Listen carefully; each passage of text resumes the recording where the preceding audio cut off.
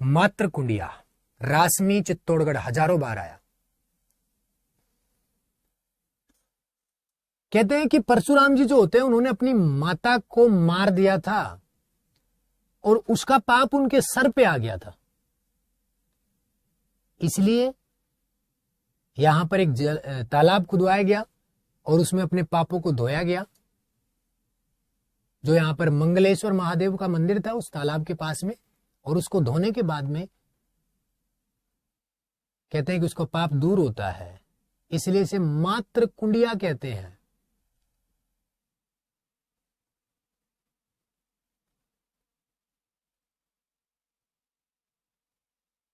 तो याद रख लेगा, परशुराम जी जो होते हैं उनके हाथ में हमेशा फरसा हुआ करता था। परशुराम जी के जो पिता हुआ करते थे उनका नाम था जमदाग्नि, और माता जो होती थी उनका नाम होता था रेणुका। यहां पर कोई मंदिर था झाड़ेश्वर महादेव का। इस झाड़ेश्वर महादेव के पास में एक कुटिया रहा करती थी,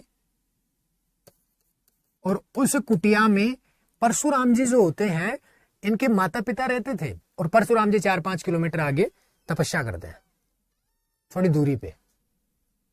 सी दूरी पे जाके वो तपस्या करते हैं।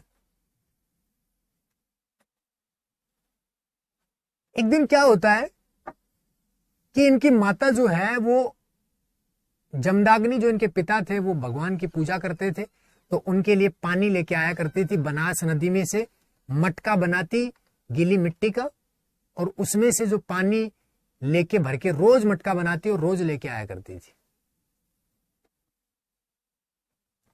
कहते हैं कि एक दिन उस बनास नदी की मिट्टी जो उसे मटका बना रही थी, तो उनके बहन का पति जो है सहस्त्रभाऊ, वो जा रहा होता है अपनी सेना के साथ में। वो राजा था,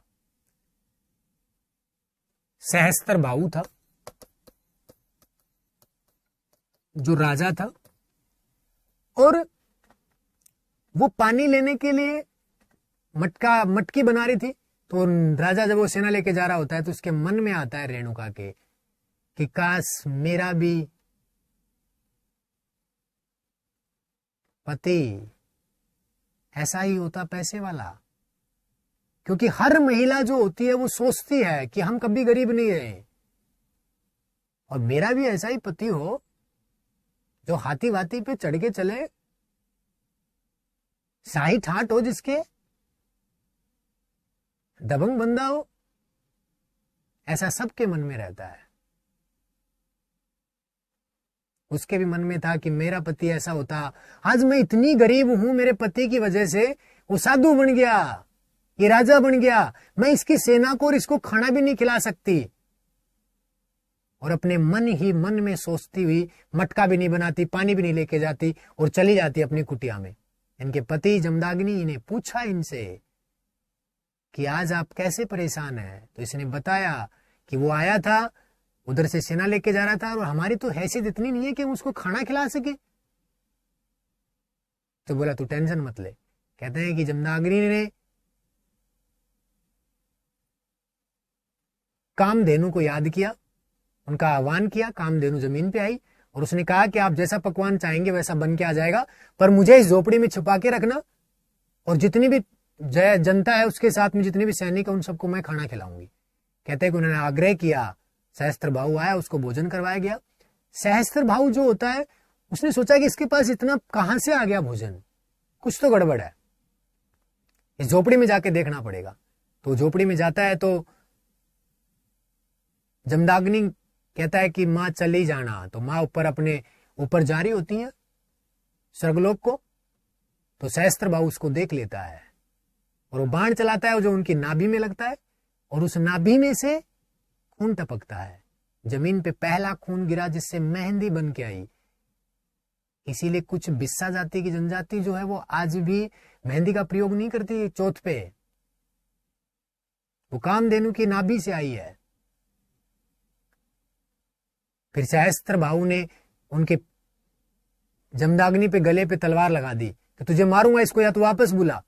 तो जमदाग्नि ने कहते हैं कि 3 बार हथेली बजाई और अपने बेटे को याद किया। परशुराम जी आए और परशुराम जी ने अपने फरसे से सबको काट दिया और काटने के बाद अपने माता पिता को कुटिया में छोड़ने के लिए चले गए।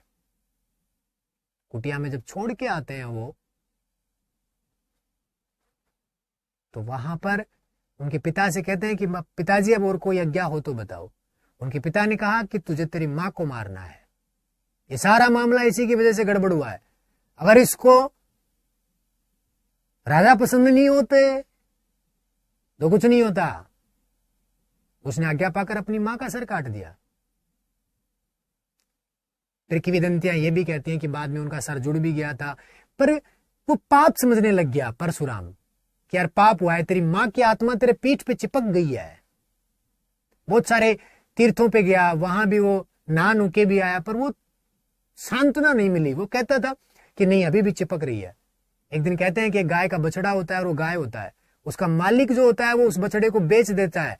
अगले दिन वो जिसको बेचा था वो लेने के लिए आया, तो बछड़े ने अपने सींगों से उस बेचने वाले को मार दिया